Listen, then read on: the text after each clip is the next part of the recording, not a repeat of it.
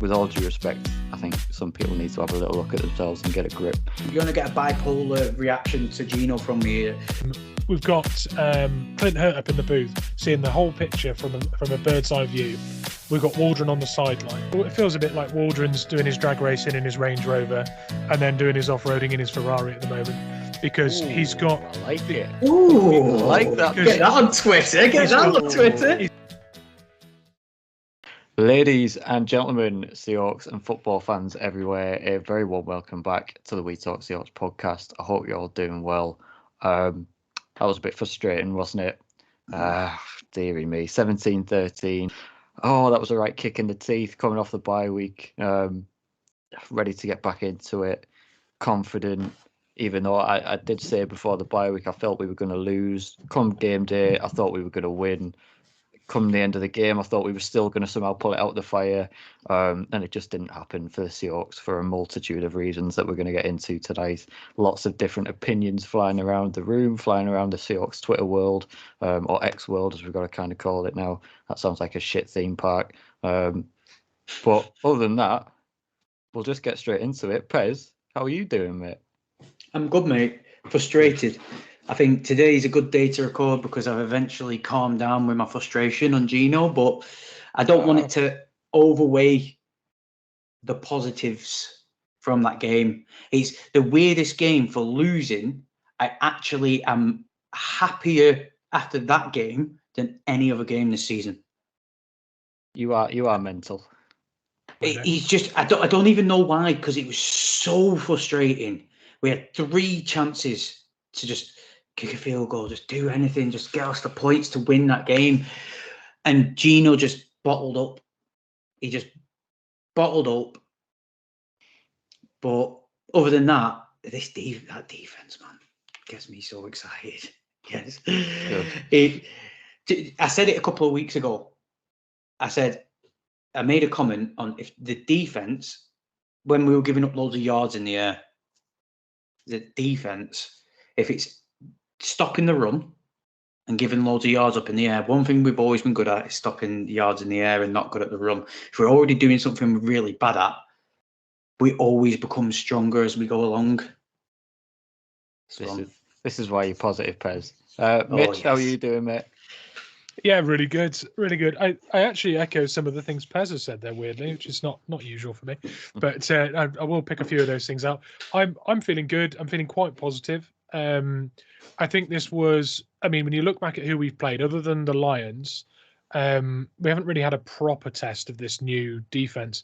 That felt like a proper test. Mixon, top 5 running back in the league. Jamar Chase, top 5 wide receiver in the league. Joe Burrow, probably top 3.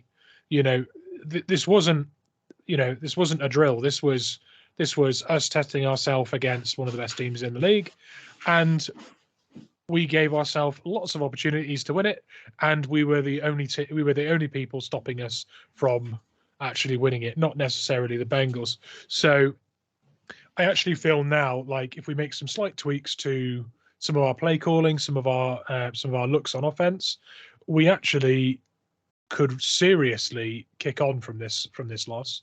When you look at how easily we were getting off the field with all of their weapons, we gave ourselves a superb chance to win this game. We were right in it to the last second, so can't be all bad. Yeah, I completely agree. This is a game that we should have won. As we get into it now, it's a game that we should have won. The defense put us in every position to win the game. 24 first downs for Seattle compared to Cincinnati's 15. A pretty poor third down efficiency for both teams. The Seahawks ran 70 total plays. The Bengals ran just 53. The Seahawks punted 3 times. The Bengals punted 6 times. Time of possession heavily weighted in Seattle's favour, 34 minutes compared to 26 minutes from Cincinnati. I mean, 294 passing yards for Seattle, 381 total yards. You compare that to Cincinnati's 214 total yards and 168 passing yards. I mean, it's unthinkable how the Seahawks didn't win, and yet they did. So let's try and find out. Let's try and work out where we're at in terms of what our thoughts are as to why they didn't win. because for me, I don't think, to a certain extent, it is Gino's responsibility as to why we didn't win, to a certain extent. But for me, it's more heavily weighted into offensive line and Shane Waldron, in my opinion. I saw and shout out to one of my favourite Seahawks content creators for bringing this to my attention. That's Murph from Top Billing. He put on a video the other day breaking it down, and in that video, he put up a poll from Field Goals, which was, should the Seahawks bench Geno Smith for Drew Lock? Right? As of this afternoon, I have the screenshots that'll be on the YouTube video here to prove that this was today and from this afternoon. 5,364 people had voted on this poll. 50% had said no. 28% had said yes if he struggles again over the next week, and 22% said yes, we should bench Geno Smith right now for the next game against the Cardinals for Drew Lock. I mean, with all due respect, everyone is entitled to their opinion, and I will never take that away from anyone. But what the fuck is that about? I mean, really, you want to bench Geno Smith? 50% of those 5,500 people, those 5,500 presumed Seahawks fans, are ready to bench Geno Smith pretty much right now for Drew Lock when we're going against the Cardinals, and then we've got the Browns, the 49ers twice, the Eagles, the Cowboys, Commanders. Really, you want to bench Geno Smith, the guy who threw for 4,200 odd yards, 30 touchdowns last season, a 70% completion record, comeback player of the year, Pro Bowler. Through this season already, I think he was like 9th in QBR rating coming into this Bengals game before the game in the league. Out of all starting quarterbacks, he was 9th in QBR. You want to bench him for Drew Lock? I mean, with all due respect, I think some people need to have a little look at themselves and get a grip. Yes, it wasn't pretty from Geno Smith, but it wasn't pretty from anything to do with the offense, really. In my opinion, it was a horrendous offensive line performance, the worst offensive line performance of the season, in my opinion.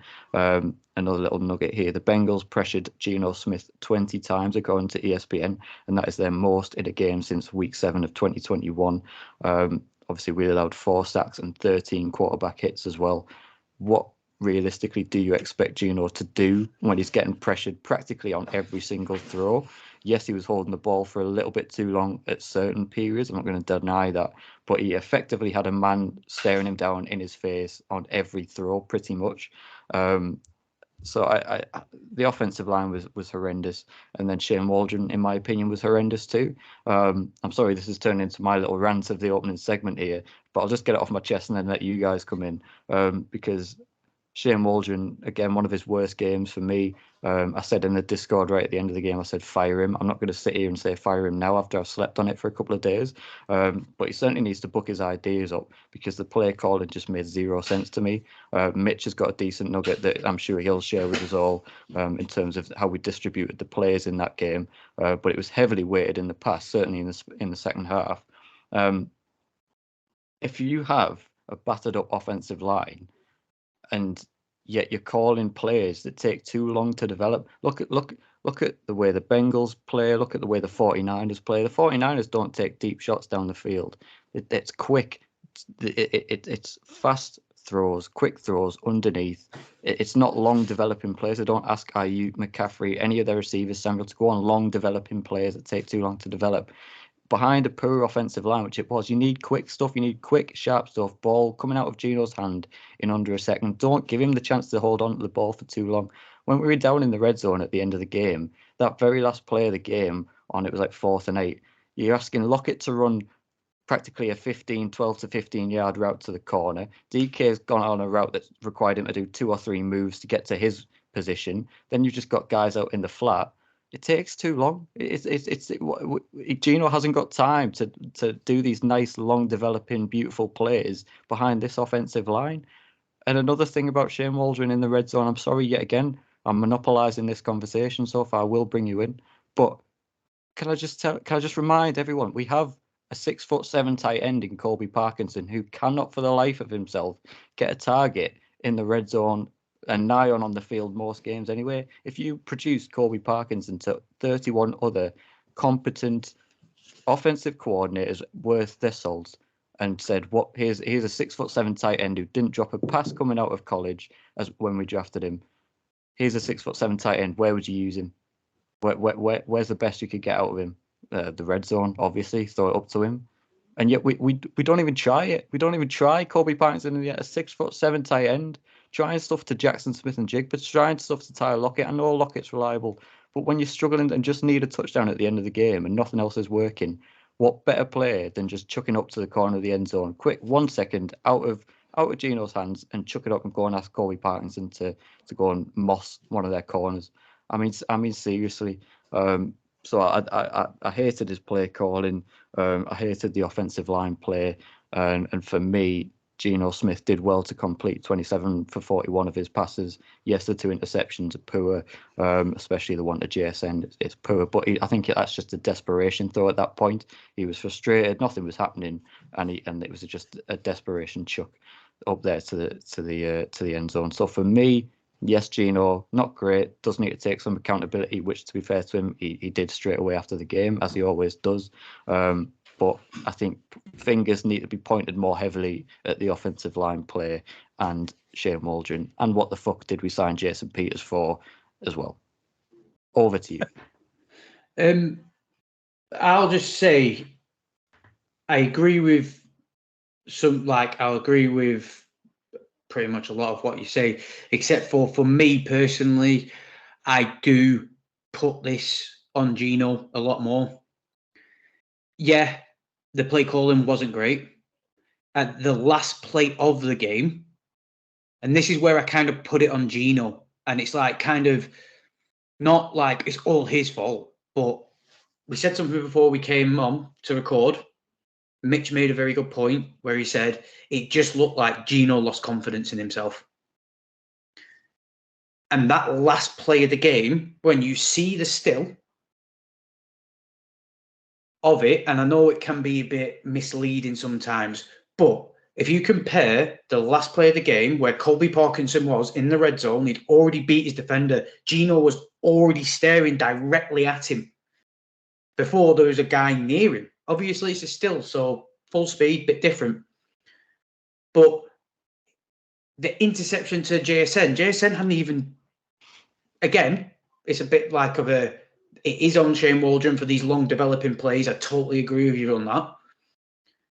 But he threw that ball before JSN even got his head round. The defender got his head round before JSN. JSN didn't have a fucking chance.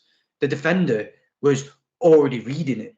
And it's like, if you can throw that ball that quick, really, when you don't have to force the issue because we're already in the red zone, we're already holding this team, just play in a way, play safe, get the field goal, get the points, what we need. Don't force the fucking issue in double coverage. But then when the game's on the line, on the fourth down, this is it.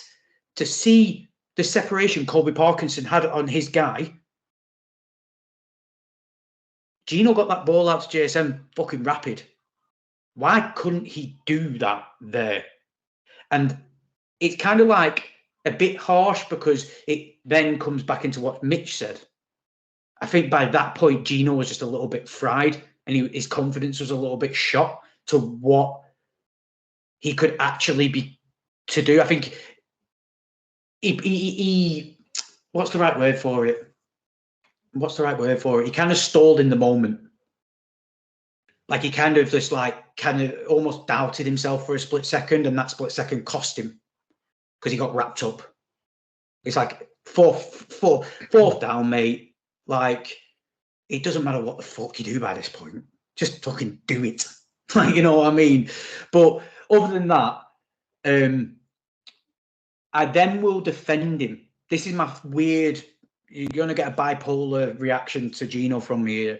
But to defend him, James then has a very valid point of why has it took you to the fourth down at the very last play of the game to call that play to Colby Parkinson with all the 5 times or the 3 times in the red zone where we could have got points, and then eventually you just go, oh, well, fuck it, let's, last ditch attempt, let's get it to the tight end when you should have just done that from the very beginning.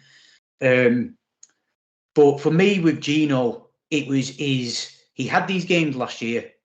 Now, so I'm not digging him out.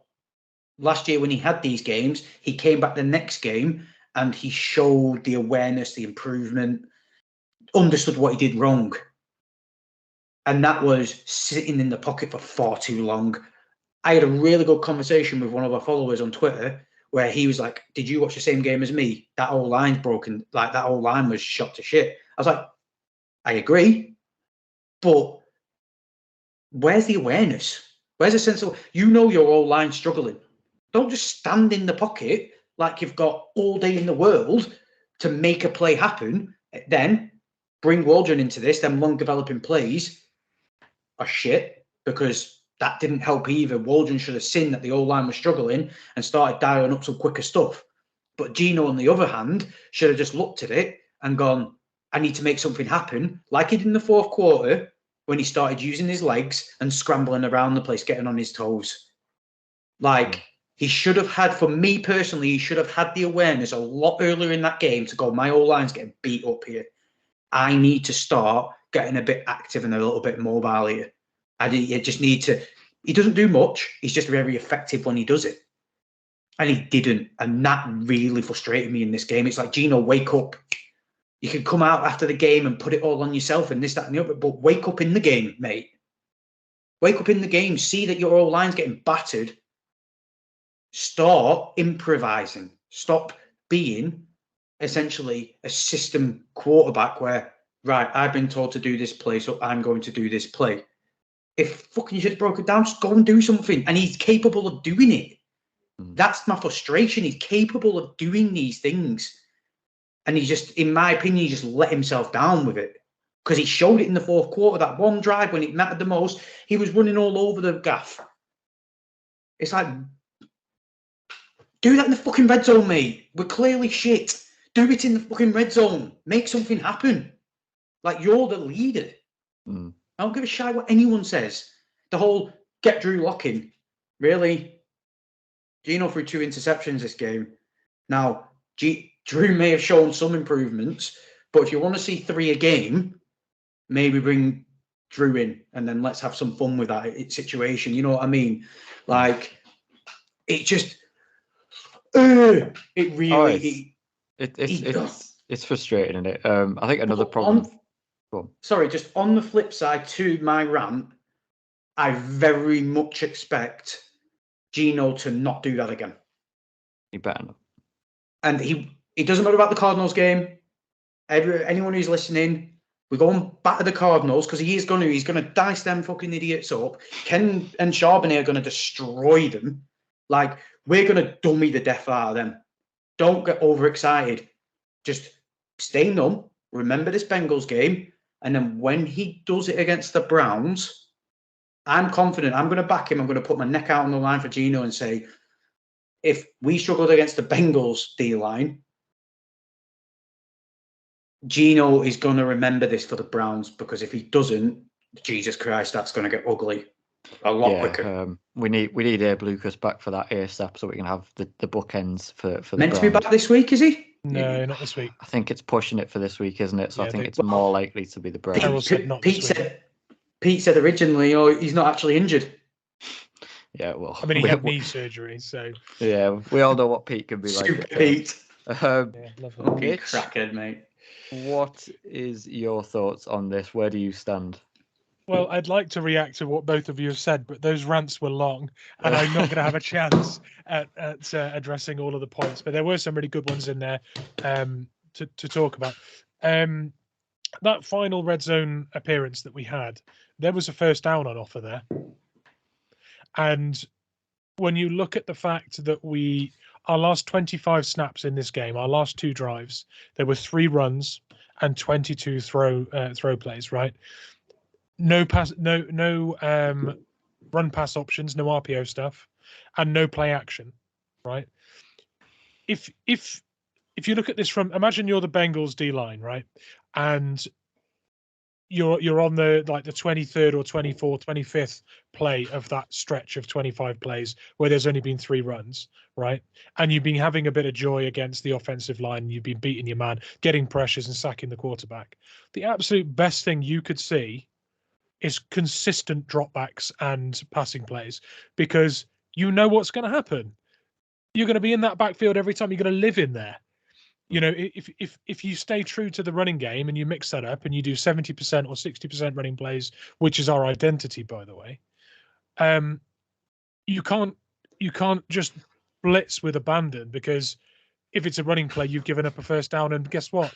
That was a touchdown if they gave up a running play. If you run the ball, it keeps them honest. They have to be prepared for the run. They can't just be gung ho trying to sack Gino. But if you just keep calling passing plays for Gino and he's got to stand there dangling like a tit in the breeze, getting sacked over and over again, you make life easier for a D line that's already having, already getting the better of your O line. So the stats on the O line are shocking. They got absolutely beaten on pass pro all day, but I think their stats are padded by Waldron calling so many passing plays. If Waldron was calling 70% run plays, they're not getting beaten in pass pro because it isn't pass pro. Do you know what I mean? You're going to get a lot more pressure on a quarterback if you're calling nothing but throwing plays. And also, another key point here is that they rushed 4 all game. They didn't rush 5, they rushed 4. If you're rushing 4, that means you've got an extra linebacker on the field if it's a running play, or you've got an extra defensive back if it's a throwing play, right? You've got a linebacker in there that's ready to play coverage or play run support, and you've got an extra man in there. That is something you do if you're shit at playing the run, which they have been, right? So if that's happening and you're getting consistent pressure with 4, you're not going to get much time. You're not going to get long windows to throw into because there's an extra DB flying around out there. So you're getting those coverage sacks as well because everything's covered up. So that played a massive role in why we struggled to penetrate. And what are the easiest ways to combat that? Run the ball more. And we said it earlier about Charbonnet not getting used enough, and we abandoned Charbonnet. The Bengals O-line was 9th worst in running yards allowed, but there was another stat where they were the 3rd worst on a running stat as well. So they are right in the basement of run stoppers. And the kind of running backs that have got that have got the better of them so far?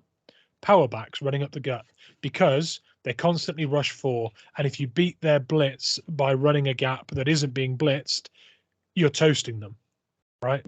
And power backs was the key, and we abandoned that because it didn't work on 1 or 2 plays. We abandoned Ken in the red zone because it didn't work for him a couple of times. He was absolutely the key to this, because if you're constantly threatening to run it in with Ken, Tyler, DK, Jackson Smith and Jigba, those guys are getting more yards because the other team is having to prioritize stopping Ken. We didn't do it. They didn't have to think about it. They didn't have to cover it. All they had to do was get to Gino. They did it all day, and we suffered. That's how it all went wrong. And Shane Waldron needs to get up in the booth. I've spoken a bit about this, and I've had other people tell me about it, and they're absolutely right. We've got Clint Hurt up in the booth, seeing the whole picture from a bird's eye view. We've got Waldron on the sideline. And as much as I feel like that might be a risk letting Pete have the sideline to himself, I do think that Waldron being up, getting a bird's eye view of what the defensive packages are looking like, even if it's only for the first half and then comes down for the second, get the best view you can of what the defense are doing to stop your game plan. I have no idea why he consistently stays on the sideline without getting the best possible vantage. Nuts. Yeah, it's a really good point. That it's almost going out of fashion for offensive coordinators to be stood on the sideline nowadays. But before we pivot to the receivers, I'll say a couple more things in terms of, because for me, this red zone is such a massive Achilles heel in our team that if we can just get rid of it, this team can fly and put up ridiculous points on people. It seems like to me when I watch the Seahawks recently, and when they get down to the red zone, they try and hit the end zone on every play. They try and get to the end zone on every play. You don't have to. There's a goal. There's a first down line in front of the end zone. You don't have to put it into the paint every single time. And by doing that, you become quite predictable. So I think they got, and previously in the season, we've been getting too kind of caught up of when we get down to the red zone, we have to put it in the end zone every time. You don't. You can work your way, creep your way up, and make it easier for yourself. The other thing is screens. For me, look at that last play on the game. Look at the kind of receivers we have. Quick screen to DK, quick screen to JSN, I think, is far more favourable than a lot of the throws they were trying to make into the end zone. Another thing, last season we were 27th percentile in touchdown red zone scoring offense. So like, how many times you get to the red zone and your likelihood of converting those chances into touchdowns. We were 27th in the league. We're going to go that way again at this race, potentially even worse. Look at the Panthers game earlier in the season where Jason Myers kicked 5 field goals, again, because we got down to the red zone and couldn't convert those opportunities into touchdowns. Very lucky to win that game. In this game, we weren't as lucky and we lost because we couldn't convert those red zone opportunities. And if Waldron can't call a red zone offense, in my opinion, let Gino call it. When we get down to the red zone, I would personally be up for saying, right, do you know what? I can call the plays 80 yards for the rest of the field, but when we get down to that last 20 yards, Gino, it's all yours. You've got the wristband on. You call the plays. You're on the field. If whatever I'm calling isn't working, I would be interested in sort of seeing what Gino could be like in terms of running that offense down there. In my opinion, I don't know any. I'll just chuck something in there while you talk about the red zone. Something we've loved to do is have, like we spoke about in the off season, again showing that Pete listens to our podcast because we're all knowledgeable, is putting Ken and Charbonnet in the backfield together just to confuse them. Sometimes they put 3 in the backfield. One area I've not seen them do that, and they've had success with it. One area I've not seen them do that is in the red zone. I understand it takes one guy, depending where you are, it takes a guy off somewhere else. But something we've learned now about our 2 running backs, especially the one who can't catch, is they both can catch. So you take a wide receiver out, like at this moment in time, nothing against him, but just take JSN out, leave Tyler and DK as your wide receivers, put Charbonnet and Ken in the backfield to start, motion one of them out, and then the defense has to react to that in a short space of going, right, okay, so he's quite dangerous in the pass game, but also he's quite dangerous in the run game. And it can give them a bit of confusion. It's a bit like we said, like with the red zone with Waldron, it's like he schemes up these plays in between anything up to the red zone, what are a bit spicy and a bit different. But then he's very, very basic when it comes to the red zone. And I don't know whether, I'm just going to chuck this little nugget out there, is that because Pete's all about the ball security? Is he not keeping it basic in the red zone because the risk of error doing something a bit sneaky, like doing a kind of Chiefs play in the red zone, is a bit more dangerous, and Pete doesn't like that. So Pete likes to keep, it's actually Pete who likes to keep it more basic in the red zone than Waldron actually. I think when this is going to sound a little bit I don't know, arrogant about our defense, I guess. But when you have a top 3 defense in the league, right? There's a few things you want to see from your offense. The first one's ball security, because if you're getting on the field, if you're getting your opponent off the field, the one thing you don't want to do is give the ball away and let them straight back on. You want to start being consistent and march the ball. So you want ball security, and you want a solid running game. So you're not constantly putting the ball in the air where it could be intercepted. You want to be able to have a tandem of running backs that can stay, stay, with their energy, keep their energy up, rotate them, keep them fresh, and you want to not give the ball away. So for me, it's inexcusable throwing the ball that many times. It should be right. We're getting them off the field 3 and out every time. If we rely on the running game, don't give them the ball back. One of these runs will go in. Ken will get loose. He'll shake loose and get one into the end zone. Every time we get to the red zone, we'll call 2 running plays, one passing play. If we don't get it, we'll kick, because we're getting there into kicking range as well consistently. There was no sort of methodical method to it, but in reality, when your defense gets to the point we're at, keep the ball safe, rely on the running game, and when the other team has to adjust to that, the deep ball opens up, we lean on DK and Tyler, and also if you're going to start calling plays where where you've got lots of verticals and go routes and stuff with DK and Tyler. Please make it a play where you've got some levels. Cut JSN across the midfield. Get a running back in there. Get a tight end running across. Play levels. You're stretching the field and not using the space. The amount of times there was green turf screaming at you in that game where it was just open, no one in there, and you just thought, Shane Waldron, please call a play that's got levels to it. I'd be fine with 6 yards, 7 yards, or 4, and then a few after the catch. I don't need to see intermediate routes all the time and stuff.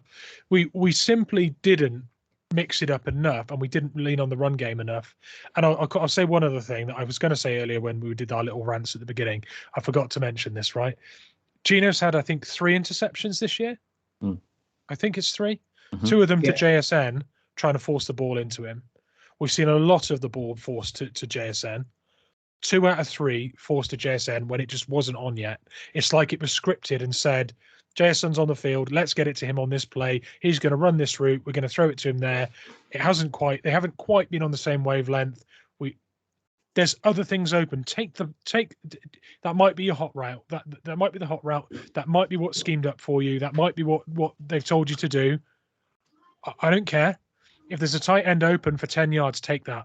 If the running back's got in front of the offensive line and there's an easy 5 yards and a bit after the catch, take that. If the schemed run to JSN genuinely is open, hit him. Great. Don't just keep forcing the ball to him because you've been told we're going to get JSN cooking and then the rest of the offense will work. 2 out of 3 interceptions, exactly that. So we might as well use this. I'm going to steal your limelight here, James. Go on, then. We might as well use this to transition into the wide receivers, because at the end of the day, this is, for me anyway, the conversation we're having right now is the offense. This is like our normal, how we like to do our podcast. This is the main issue on offense. So I feel like it all blends into one, and we can stay in this conversation because there's so many elements. Mitch literally took what I was going to like drop into him whilst he was talking to maybe elaborate on from his point of view. But you kind of took the words out of my mouth anyway.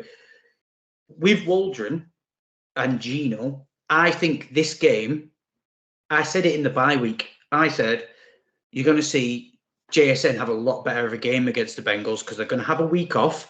They're going to be able to let the dust settle, and they're going to try and find ways to get JSN into the game because you can see it's affecting him as a player. His body language and everything, his confidence is like, you can just see it in him. He looks like a guy who's lacking in confidence. And I was going to throw out there before Mitch basically alluded to it. I don't know whether the emphasis to get JSN the ball overweighed just winning the football game, because the things I always speak about on this, the stupid tendencies of NFL teams and draft capital. He's our first rounder. We need to make him work. We need to feed him the ball. He's a first rounder, so we need to. No, you don't. He's a big boy now. He's in the league. He needs to understand he's not the big fish. He wasn't the big fish in Ohio. He's a really good player with other really good players around him. He should be very, very used to playing with the caliber of a Tyler and a caliber of a DK, but understanding you're in the league now. You're not in college anymore where there's 50,000 yards going all over the gap every single game because you're playing Vanderbilt or something daft like that. Like, so Vanderbilt catching strays for no reason there. It's the first game that came to my head. But I just don't know whether that was a thing. Like, Mitch took the words out of my mouth for it. It's a two-part because I know Mitch is wanting to get into kind of speak about it. So I'll just chuck this with you, Mitch, and let you speak on it. Another thing, we spoke about it over Messenger.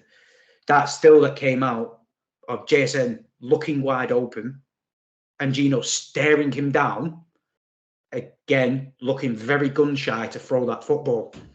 Obviously, to the right-hand side of the picture, any Seahawks fan on social media would have seen this.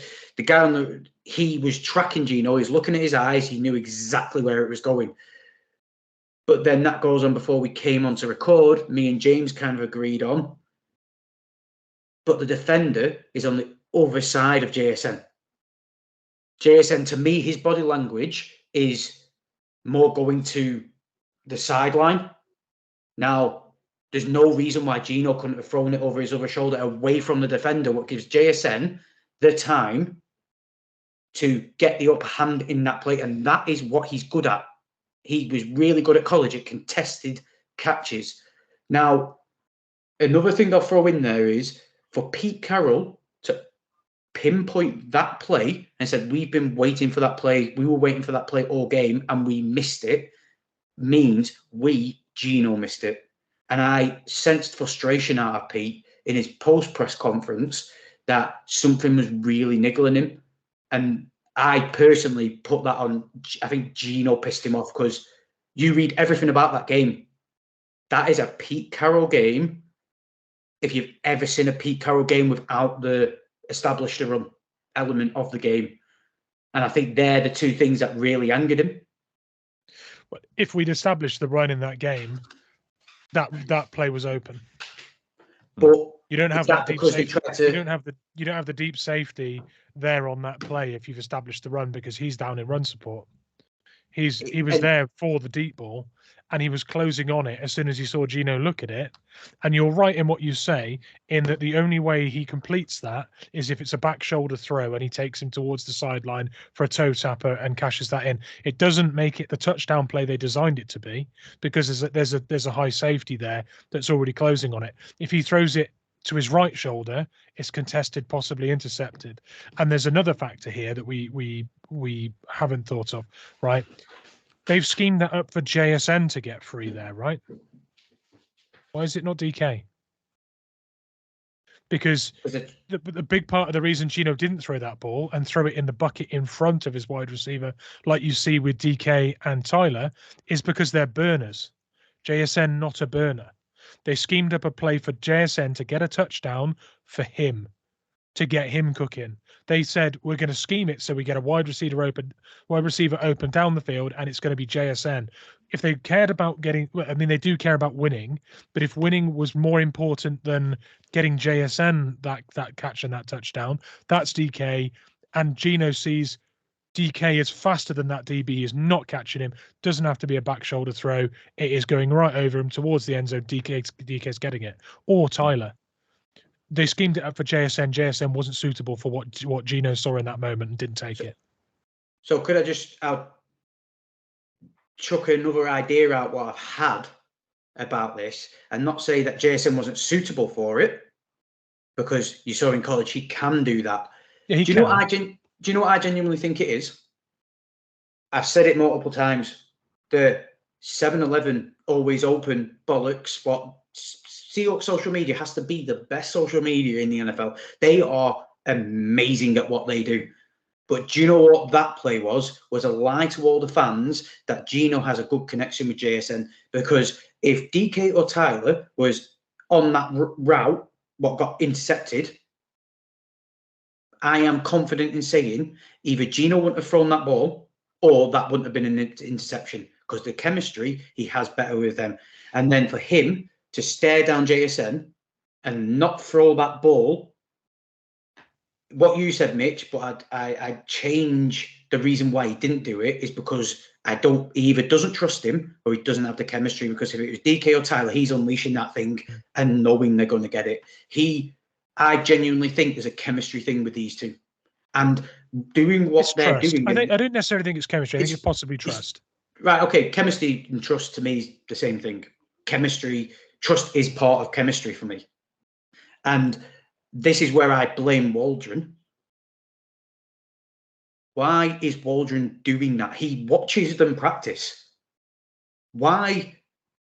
And then Mitch, I agree with what you say. Why put JSN in that situation? Because clearly the trust or chemistry isn't there with them two for Gino to feel confident to throw that ball. Yeah, well, it feels a bit like Waldron's doing his drag racing in his Range Rover and then doing his off-roading in his Ferrari at the moment, because he's got... I like it. Ooh, I like that. Get that on Twitter.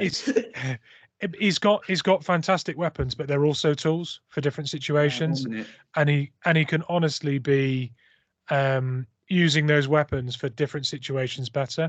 I know maybe the defense wasn't expecting JSN to be running a deep route and getting that ball. Maybe that's part of the disguise in the play.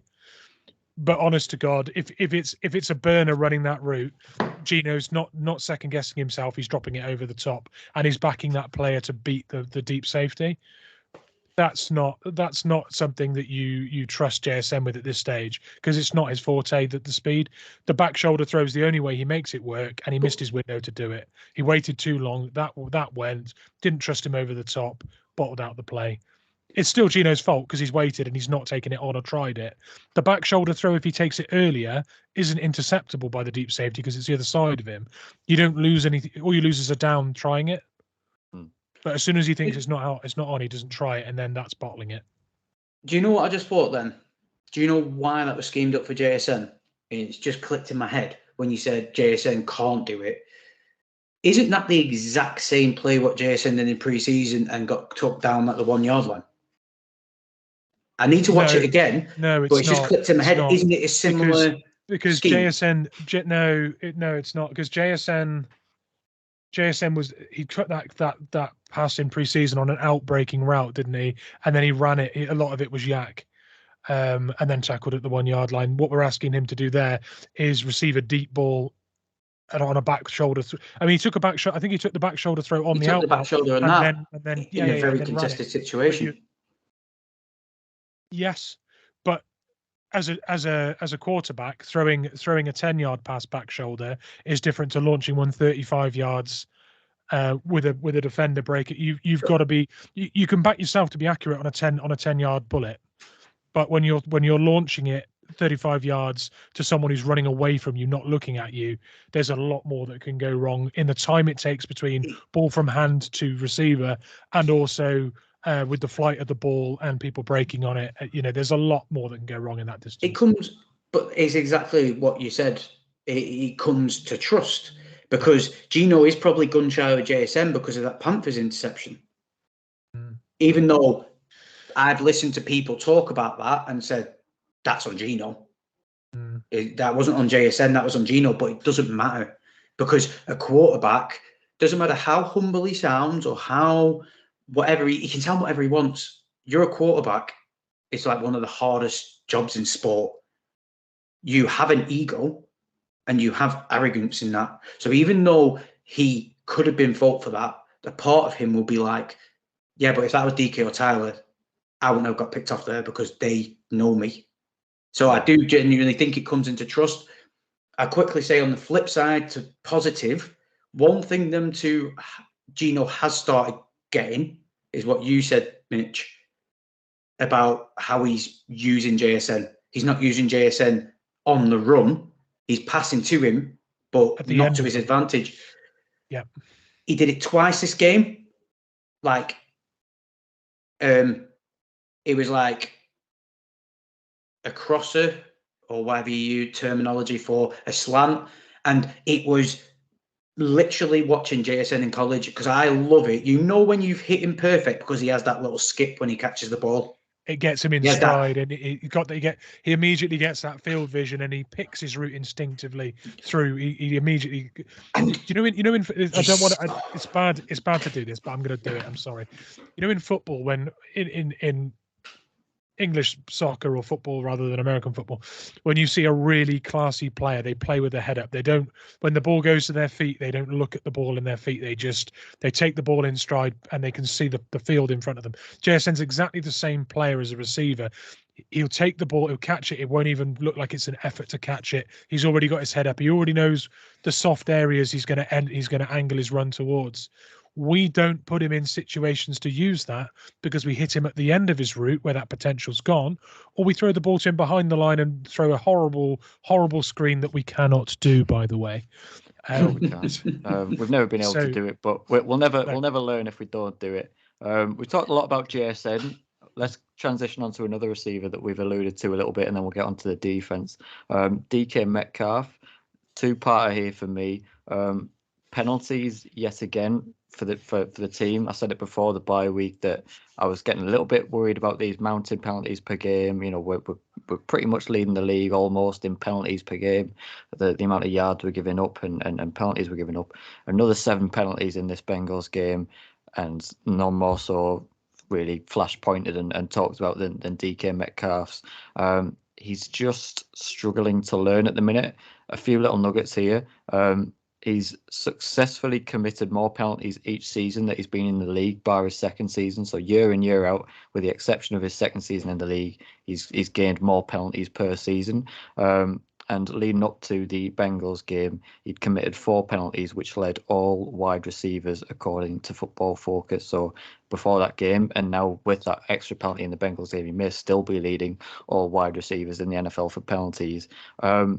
I'll just say we're very lucky to have Tyler Lockett in that wide receiver room, just being that kind of leadership figure, that absolute sort of, you know, idealistic. You couldn't ask for a better leader. He never gets frustrated on the field. He's just always such a I can't even describe it properly how amazing he is at sort of being that sort of leader in that wide receiver room. If we didn't have him, and this is why I'm a little bit concerned, this is why DK needs to book his ideas up rather quickly in terms of becoming the leader. You know, he's going to be asked to do it pretty soon because Lockett is staring his mortality in the face there. He's only 31, but in terms of an NFL career as a wide receiver, he is staring his mortality in the face, being a 31-year-old man. And obviously with his contract situation as well, there's every chance in a sort of 2 years' time, Tyler Lockett might not be a Seattle Seahawk anymore. Or maybe even 1 year's time. You just don't know these things once they get over that 30 age barrier, over the hill a little bit. You know, you just don't know how teams value players and what they'll do. So there's a realistic opportunity for DK Metcalf and a realistic sort of possibility that DK is going to have to be the true wide receiver one, the true leader of this wide receiver room in the coming seasons. And you just can't have your guy at the top of the tree behaving like that and acting like it's just so.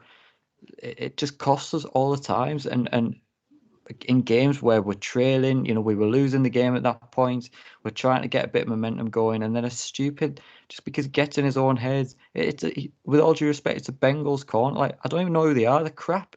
We know their secondary is awful. Like, he's a better player than his man for 95% of the matchups he has. He's going to be a better, you know, he's going to be a better player than the corner he's matching up against.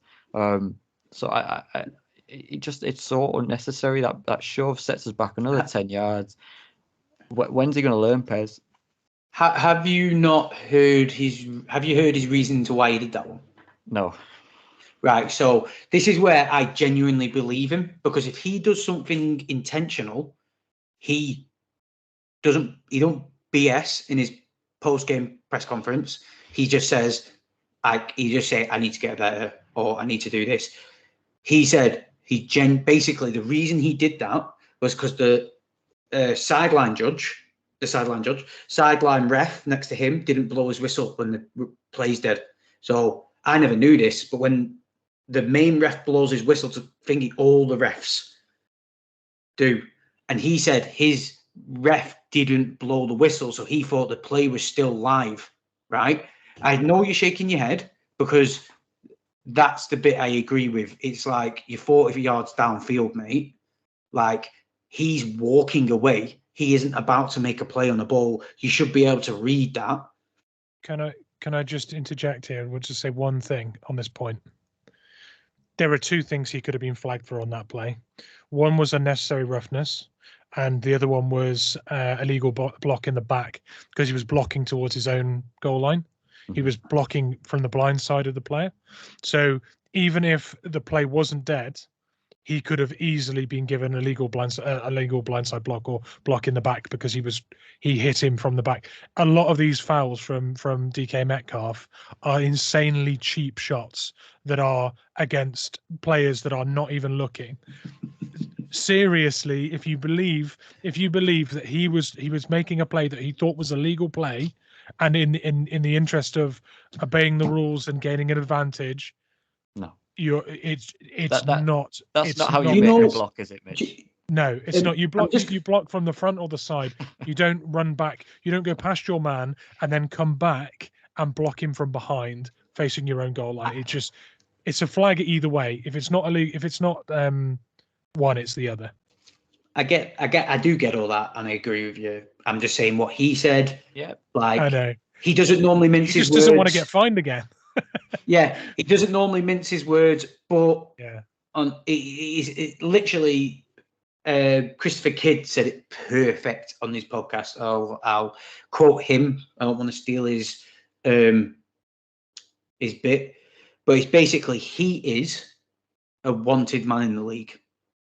Yeah. He lost all his rights of the benefit of the doubt from after his second season, when they all went, okay, we know what you're about, so he will get flagged over the littlest thing. But do you know what it did do? Do you know what I did notice? It did work. What he did worked. What he is all about, bullying and intimidating to make them second guess themselves, because that is essentially what he does. He does that shit to make these corners start, especially if they're not the elite ones. Like, it didn't work on Ramsey, so he had to use more skill. Most of the time, Ramsey got the better hand of him. But Taylor Britt has had a good season. He's been doing all right. But until that play, he'd been manning up with DK pretty well, covered in the whole game. After that play, and after he roughed him up a few more times on the play, I noticed Taylor Britt went from that to that on plays, because the two plays back-to-back where Gino didn't target him, he dummied him. Like, he had him burned, completely done down his sideline. And after that happened, I noticed that Taylor Britt wasn't playing man on him anymore. He was giving him yards. So from DK's point of view, I'm not saying I agree with this, but from DK's whole point of view and why he does that shit, it actually worked, because he had so much more space, because that guy just did not want to play that game with him. And that's why he does it. Whether it's right or wrong, it's just who he is. And yes, it's frustrating, but I love the stupidity of such a man mountain deciding that he's going to go and bully everyone on the field. Like, I've got all the time of day for it, also getting very frustrated over it. But it's one of them things. For me, I can laugh if we win the game. When we don't win the game and we get set back on offense, I can't laugh because he didn't cost us the game. We got a first down as well, and it was chalked off because of it. I know that hasn't cost us the game per se, but it's the second time he's committed a foul after we've actually completed a first down in 2 weeks. I think in 2 or 3 weeks, we've actually. The result of the play he should be happy about, but instead he's thinking about himself and how he wasn't hit on the route, and he's taking out his frustration on someone half his size, by the way. You don't see him doing this to Aaron Donald, do you? When was the last time we saw Metcalf picking a fight with Aaron Donald? He gets 2 chances a year to do that, never does it. No, but that's because that's what I mean by it, though, because he doesn't need to do it with Aaron Donald, because he's not his man. It's like his mental That's warfare. What he'd say as well, but the guy's bigger than him. So it's his mental warfare with his cornerbacks. Like, he doesn't need to do it.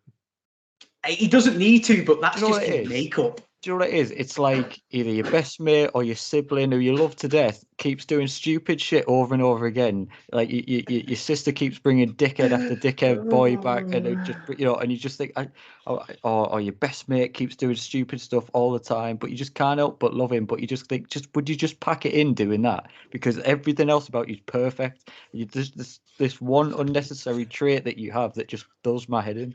It's great. It's great. Other than that, I'm not, because as Seahawks fans, as NFL fans tend to do, overreact at certain times. Say, oh, should we trade him? If certain teams come call him, would you entertain? No, because realistically, a player of his ability, he is at the ceiling of his ability, which he still may yet be able to reach, because he's still a young man.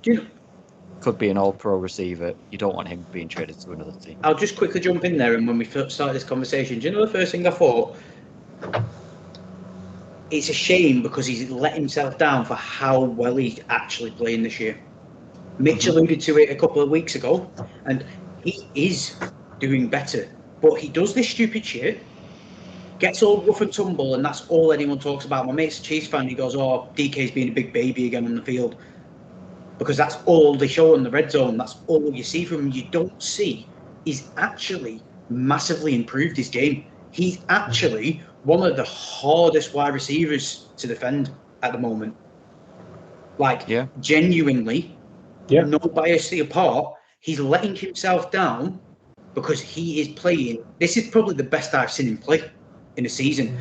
Everything, if anyone's thinking what you're on about, well, I'll try and find out when Mitch was alluded. Was it the Lions game? After the Lions game? When you were alluding to how he's changed his game up? It was Rams, the first game up. The very first touchdown we played, we took, the first touchdown we scored this year was the one where he absolutely did his man on the outside and got about 3 yards separation from one move. And I pointed out that players like JSN and Bobo were able to get that yard of space without the physical advantages, and maybe DK was seeing those techniques and starting to get them into his own game to get that yard of space. That was my point after the Rams game, after that first touchdown, and I still think he's operating better in close spaces. I think he's definitely a lot better there. But like you say, the headlines for DK go to the child play stuff and the immature, losses of his temper and stuff. And doesn't need to do. I agree with you. Leaving one on his defender, roughing him up, reminding them that he is twice the size and he's got that chip on his shoulder and he's going to leave one on you. That's great. Love it. I want to see that every game. I don't need to see illegal blocks in the back and trying to give people whiplash and throwing people to the floor after we've just got a first down. Please. All I'll say to end that, his comparison, they came into the league together. AJ Brown doesn't need to do that shit to get the success he's getting. So AJ Brown is thriving, by the way.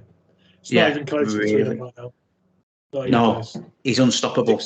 600 yards, 5 touchdowns this year, AJ Brown, I think. We're not on the Eagles pod anyway. Fuck him. Fuck the Eagles. That is pretty good, by the way. I know we want to get onto the defense. I just want to say that I just want to give a quick shout out before we go on the defense to just Ken Walker is just sensational. As we do that catch. Oh, the one-hander. I love it. Sensational. For a guy who can't catch. I hope someone, a photographer on the sideline, has got that photo of him as a still in the air, because that would be a sick They have it. Do they? The Seahawks media, social media have already put it up because he shared it on his story. And he's literally him mid-air with just catch. Honestly, these motherfuckers, like fantasy podcasts I listen to going, oh, well, Breece Hall's better than Breece Hall's better than Ken Walker because he catches passes. Ken Walker can't really catch passes. And then when he does it, and he's been doing it more this season, no one talks about it. Oh, no, they don't like talking about it because they don't like being proven wrong, because my guy's catching one-handed passes. Like, sensational. It was impressive. Ridiculous. Sensational. I'll tell you what else was sensational, Pez. It was our defense, as they get better every week. Fully healthy now, practically a full complement of our defense that we. Mine. Sorry. Yes, Boye Mafe was pretty good. I don't even know where to start. I mean, I'll read off some of the stats as we always do. Draymond Jones with a sack. Boye Mafe, as Pez has already cheerleaded, with already another sack to his name. He just seems to get a sack every week, or appearing on the stat sheet every week. What a second-year player he's developing into. And also Jaron Reed, yet again, flashing with another sack. He's, again, putting together a really, really impressive season. And, of course, big play Trey, whatever you want to call him, with the interception as well. Perfectly done from him. Where do we even start? I mean, we'll start with the D line, I guess, because normally we start with the corners. I'll change it up this week. Do you not want to just start with Spoon? we might as well just start every single week with Spoon. Like, Save it for Rookie Watch. we will save Spoon for the Rookie Watch. All I'm going to chuck out on the main pod is if that lad does not get injured to slow him down this year, I sack Defensive Rookie of the Year. He keeps doing what he's doing. He could be the Defensive Player of the Year. When does a rookie just say, he's too good for that title, just give him the main title? Because when you do what he did to Jamar Chase, they're not. Listen, it might be worth a nominate, but they're never going to give it to him, are they? We know all about it. We know all about these. It's all shy. We know it. But he's going to be an All-Pro this year. He's playing at that level. They can't take away from him. He's playing at that level. Yeah, he's absolutely outstanding. Jamal Adams coming back, looking fresh, looking good, making some good hits. Tackle for loss, looking really explosive. John Brooks, yet again, really good. Quandre Diggs with 8 tackles, leading the team. Bobby Wagner only with 4 tackles in this game, 4 combined. Jordan Brooks and Bobby had a really quiet game. Really quiet game. I guess probably because they struggled to run the football on us, potentially, maybe. It is why they're not appearing on the tackle sheet as much, but still a quiet afternoon for them. It's mainly these guys in the secondary. You know, it is the most expensive secondary in the NFL. We've talked about this, and that's why we're holding them to a certain standard this year. We want to see good things from them. We don't accept, poor performances week in, week out. You know, if we're going to pay and put together the highest paid safety group, secondary group in the NFL, we want to see that reproduced on the field. And listen, if that's going to be it from now on, I'm more than happy to pay all these guys whatever they want going forward, because Jamal Adams included, because they're just forming a fantastic unit that if they stay healthy, stay fit, I mean, it's a top 3 defense, and by the end of the season, potentially even rivaling the Cowboys or someone like that for a top defensive spot. 49ers potentially. It's in that category with the playmakers that we've got on there. I would love one maybe extra beefed up pass rusher, maybe in the coming weeks as the trade deadline kind of appears on the horizon that we'll get into on future pods. I'd love to see us make a move for potentially a pass rusher just to add that final complement, maybe like a Daniil Hunter or something from the Vikings, something like that. But other than that, I mean, it's 5-star, 5-star, 5-star all across the board. I'll let you talk about anyone you want to talk about, because we could sit here and talk about every single person on that defense, which obviously we can't. Go on. I'm just going to rhyme off some, because like you said, it's like hard. Who do you pinpoint? We'll save Spoon for the Rookie Watch, because obviously we've dragged on a bit with the offense, rightfully so. Even though you want to chime on about the defense, it's like everyone watched what this defense did. I just think it was hella impressive that our D-line started so slow in them first 2 drives. I thought, here we go again. The bye weeks come. Bipolar Seahawks are back. They've just forgot how to rush. And then all of a sudden, they just switched it back on. And this is why I was saying, like, to lose a game, I've never been so positive losing a game. Like, I've never been, like, so positive, frustratedly positive about losing a game just because of what this defense has shown me. I said it at the start of the season. Everyone's panicking because, they can throw on us, they can throw it. It doesn't matter. It doesn't. Tariq banged up. Spoon wasn't back yet. Trey Brown, concussion. Michael Jackson looked like he's just on vacation, strolling around the field getting done over every 10 seconds. You're playing like... Who did he have in? Artie Burns and people you never dream of starting. Kobe Bryant. He's taken a little bit of a backseat role now, hasn't he? He's the true definition for me of a development player. He's a Pete Carroll DB. He's a moldable bit of clay who's got the leadership skills, and he can adapt. So Pete will have so much fun with Kobe, and he will find his place. I'm confident he will find his place in this team. But everyone was panicking because of the throwing and like, oh, this. But all preseason, what did I preach on this podcast? I'm so excited because that run defense is so good. So excited because that run defense is so good. What made a Pete Carroll? Because I'm looking at it like this is Pete's team. What makes a Pete Carroll defense really good? Run defense. He loves nothing more than shutting down the run, making them throw, and have, even if we didn't have Spoon, just having Tariq and Trey Brown. That's Pete's vision. So all preseason, I was like, yes, yes, yes. Rolled into the season, yes, yes, yes. Now Tariq's back. Now Trey Brown's back. Now Jamal's back. And Joe Burrow isn't injured. For anyone who goes, yeah, but Joe Burrow might not be 100%. He was running around.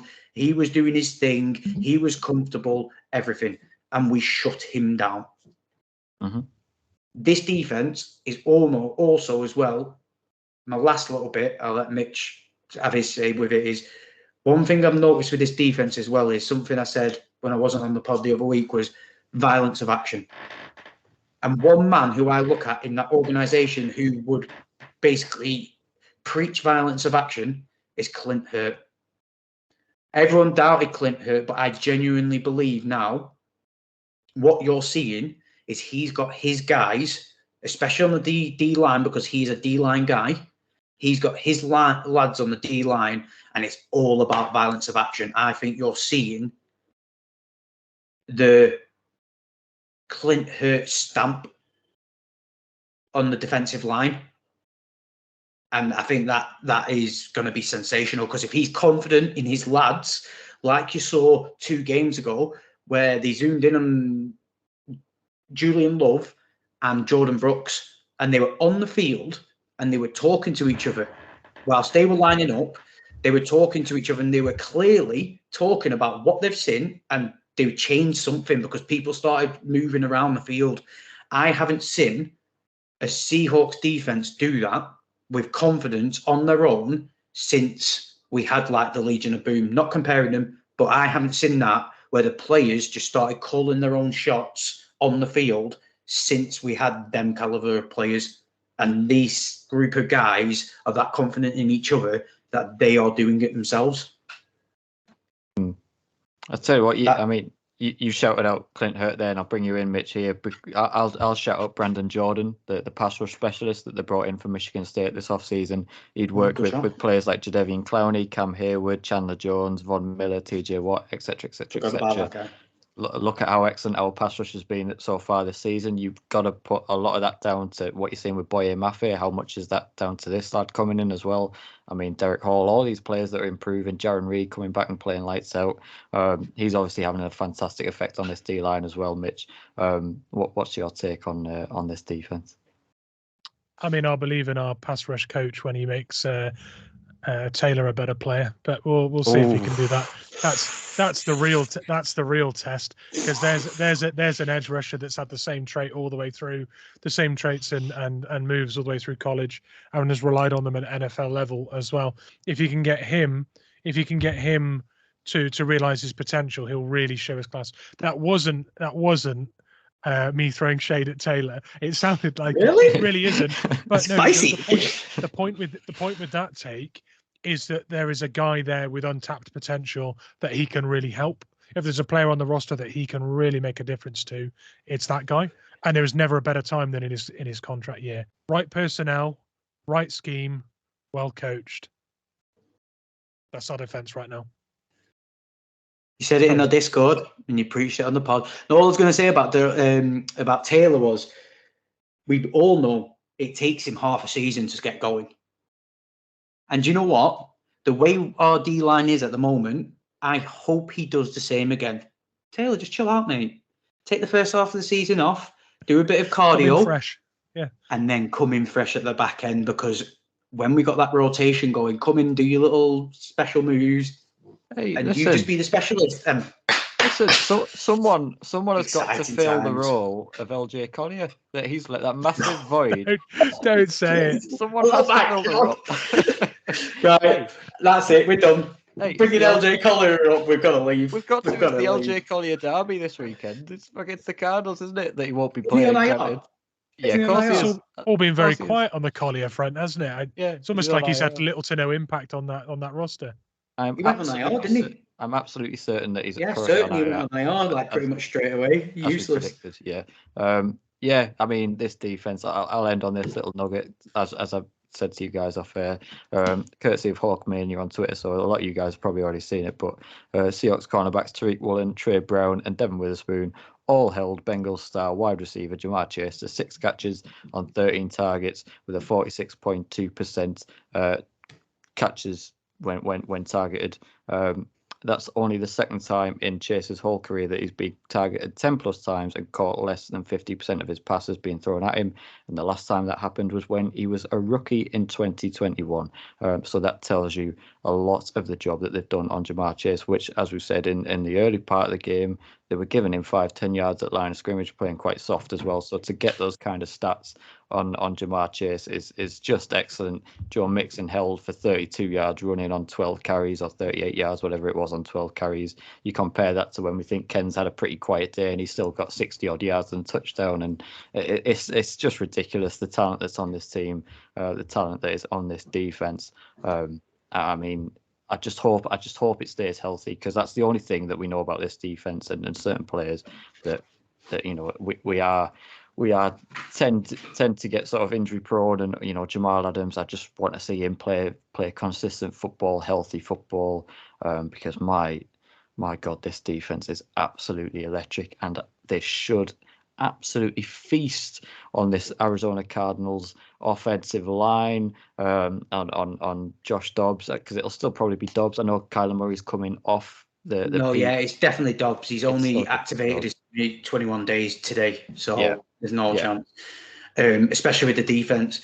I'll also chuck out there as a little positive Pez thing to finish. James, if there's ever a week to back your boy to score a touchdown, it's gonna be this week. Charbonnet. Mr. Charbonnet is, without a shadow of a doubt, getting his first touchdown this week. I'll call it right now as my positive Pez. I'm not going to do my normal. No, I'm not going to do my normal, Ken's going to destroy him. We already know Ken's going to destroy him. I'm not going to go, JSN's going to go off. Charbonnet is going to get his first touchdown of the season. Called it right now. Put your money on it. It's happening. Well, I'm holding you to it then. I want a refund if I don't. Go on, Mitch. Go on, Mitch. We're scoring 50 this week. Oh, fuck it.